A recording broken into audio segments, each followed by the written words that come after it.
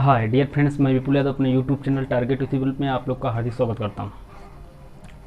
Friends, DElEd fourth semester math practice 2 आज मैं लेकर आया हूं।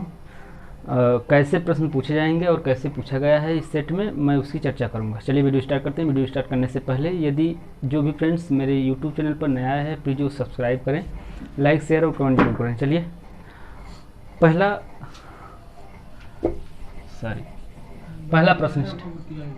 पहला प्रश्न स्टार्ट करते हैं।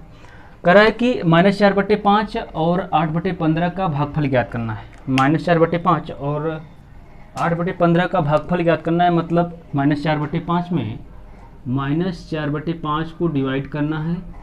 डिवाइड कर देंगे, भाग दे देंगे 8/15 से, इस तरह से, इतना।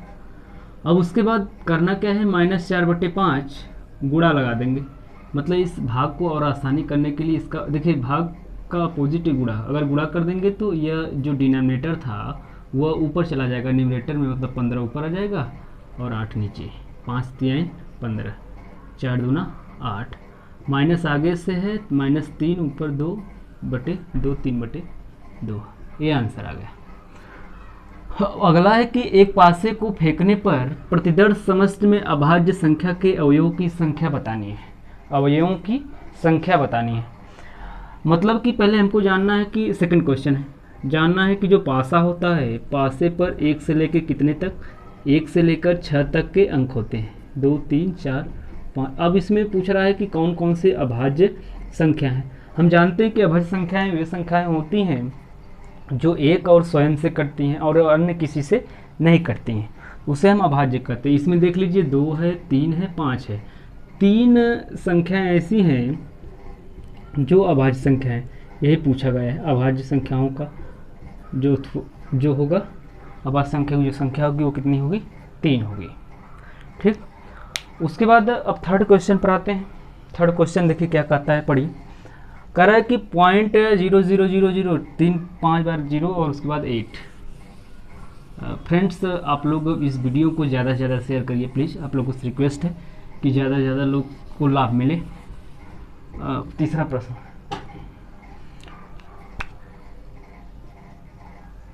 .000008, क्योंकि दशमलव के बाद 1 2 3 4 5 6, तो हम 1 2 3 4 5 6 बटे 1 2 3 4 5 6 से गुणा करेंगे तो दशमलव हट जाएगा, आसान करने के लिए 8/1 2 3 4 5 6, इतना समझ में आया।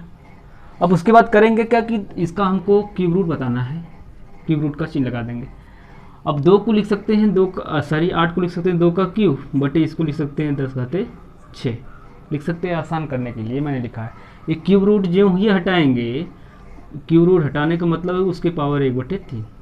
ठीक, बताए हैं घातांक रूल में, कड़ी हटाते हैं उसकी पावर 1/2, क्यूब रूट हटाएंगे 1/3, फोर्थ रूट हटाएंगे 1/4, ऐसे करते हैं।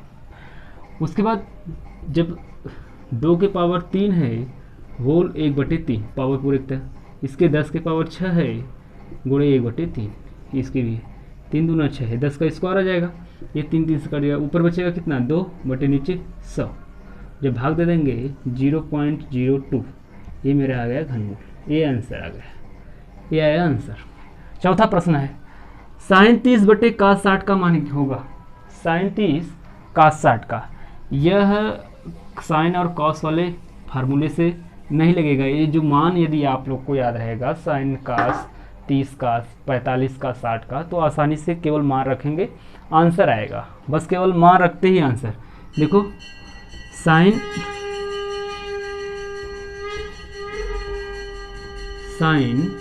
30/sin 60, साइन 30 का मान होता है 1/2 बटे साइन 60 का भी मान होता है 1/2। यदि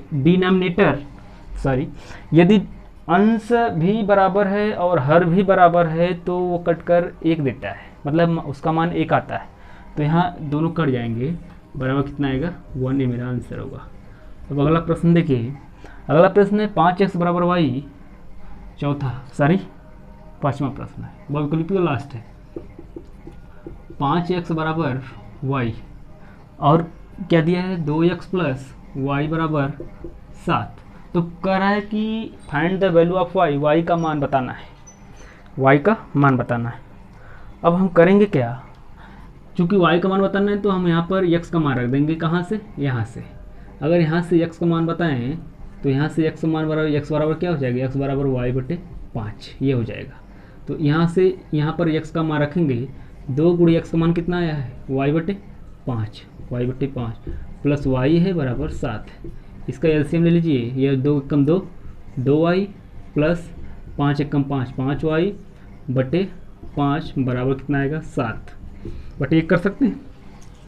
क्रॉस मल्टीप्लाई तिरे गुणा कर लीजिए इससे, तो 2y प्लस 5y बराबर 5 सत्ते 35, 2y 5y 7y, 7y बराबर 35, y बराबर 35 बटे 7, y बराबर 7 बचे 35, 5 आएगा।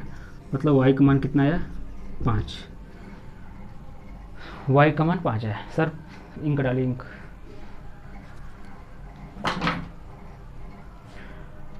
अगला प्रश्न है, छठवां है कि एक 17 मीटर लंबे और 7 मीटर चौड़े आयत को परितः घुमाने पर बेलन का आयतन ज्ञात करना है। देखिए आयत दिया है, उसकी लंबाई दी गई है, उसकी चौड़ाई दी गई है और पूछा है यदि उसकी लंबाई के परितः घुमाया गया, अगर जैसे यह आयत है, छठी प्रश्न है, यदि यह आयत है, यदि इसकी लंबाई कितनी है 17, चौड़ाई कितनी है 7, कह रहा है इसकी लंबाई मतलब यह मोड़ा जा रहा है, तो यह बनेगा, ये बन गया बेलन। इसका मतलब यह है, देखिए मैं एक उदाहरण लिया, जैसे ये आयत है, अगर ये इसकी लंबाई और ये इसकी चौड़ाई है, ये इसकी लंबाई और इसकी चौड़ाई है, अगर इसकी लंबाई के परितः इस तरह मैं मोड़ा, देखिए ये इस तरह मोड़ा, इसी तरह मोड़ा जाएगा ना, तो ये बेलन बना। जब ये बेलन बन गया, जब ये बेलन बन गया तो ये इसके निचला भाग, देखिए ये इसका निचला भाग क्या होगा, वृत्त हो गया, ये इसकी परिधि कहलाएगी। मतलब वृत्त की परिधि क्या होती है, 2πr, 2πr कितना, इसकी वृत्त की परिधि मतलब इसका क्या हो गया, चौड़ाई, चौड़ाई कितना दिया 7, तो r का मान यहाँ से निकालेगा 7 बटे 2π, यह ऐसे निकलेगा। उसके बाद और यह जो लंबाई थी, लंबाई का मतलब ये क्या बन गई, इसकी ऊंचाई, ये देखिए इसकी ऊंचाई ये है ना, ये पूरी ऊंचाई, तो ऊंचाई h बराबर दे दिया है 17। तो कह रहा है कि बेलन का आयतन बताना है, ये बेलन बन गया। अब बेलन का आयतन बताने के लिए, बेलन का आयतन, बेलन का आयतन, बेलन का आयतन बताने के लिए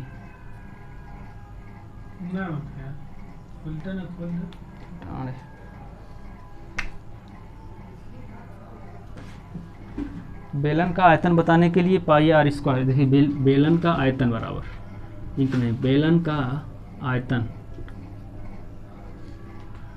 हाँ थोड़ा सा, बेलन का आयतन बराबर pi r square h, pi r square h. तो पाई का मान 22 बटे 7 और आर दिया है यहाँ पर, देखिए 7 बटे 2π, 2 बार लिखे हैं 7 बटे 2π, एच का मान है 17, एच का मान कितना है 17। उसके बाद ये देखिए ये 7 से कट गया, ठीक, 7 से 60 कट गया, और उसके बाद यहाँ पर 22 बटे 7, पाई का मान 22 बटे 7, यहाँ पर पाई का मान 22 बटे 7, मतलब 22 गुणे यहाँ पर कितना 22 बटे 7 रखें, 7 ऊपर जाएगा, 7 बटे 2 गुणे 22, यहाँ पर भी 7 गुणे 7 बटे 2 गुणे 22 गुणे 17। यहाँ जब पाई का मान 22 बटे 7 लिखेंगे, सारी 22 बटे 7, तो ये 7 ऊपर चला जाएगा, ठीक, 22 बटे 7। अब इसे जब हम सॉल्व करेंगे, इसे जब हम इसे जब सॉल्व करेंगे तो आएगा मेरा 5831 बटे 88। देखिए आप लोग सॉल्व कर लीजिएगा, 5831 बटे 88। अब जब इसे काटेंगे तो 66.261 समथिंग ऐसे आएगा। ये इसका आयतन है, इसलिए सेमी क्यूब लिखेंगे, आयतन है क्यूब में, सेंटीमीटर क्यूब, इतना आएगा, ये आंसर मेरा होगा 66.261। अब अगला प्रश्न है, एक बाग में एक बाग में आम के 2304 पेड़ हैं। ये बहुत इंपॉर्टेंट प्रश्न है, हर साल पूछा गया है, प्लीज़ आप लोग देखिएगा, हर साल ये प्रश्न पूछा गया है। एक बाग के पेड़ में 2304 आम के पेड़ हैं, कह रहा है एक बाग है उसमें कितने 2304 आम के पेड़ हैं, ठीक है। तो कितने पेड़ हैं 2304, बाग में 2304 आम के पेड़ हैं। और क्या कह रहा है, प्रत्येक पंक्ति में उतने ही पेड़ हैं जितने की बाग में पंक्तियाँ। इस लाइन को ध्यान से, अगर कभी भी प्रश्न में आए प्रत्येक पंक्ति में उतने ही आम के पेड़ हैं जितने की पंक्तियाँ, या प्रत्येक कक्षा में उतने ही,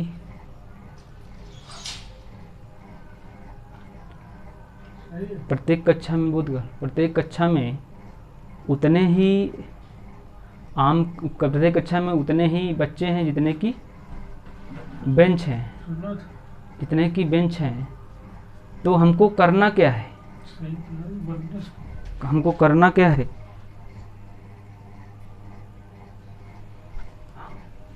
हमको करना बस ये है कि इसका तुरंत वर्गमूल निकालेंगे, बस यही करना है। हम वर्गमूल बताएंगे, तुरंत वर्गमूल निकालेंगे।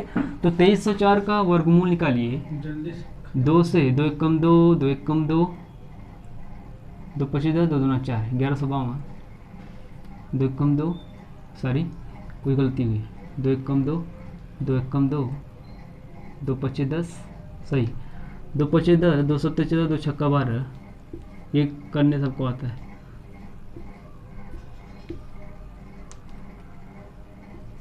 एक 144, फिर 2 से कटेगा, 2 से 14, 2 दूना 4, फिर 72, 36 दूना 72, फिर 18 दूना 36, फिर 2 9 18, फिर 3 त्रिका 9, फिर 3 एकम 3।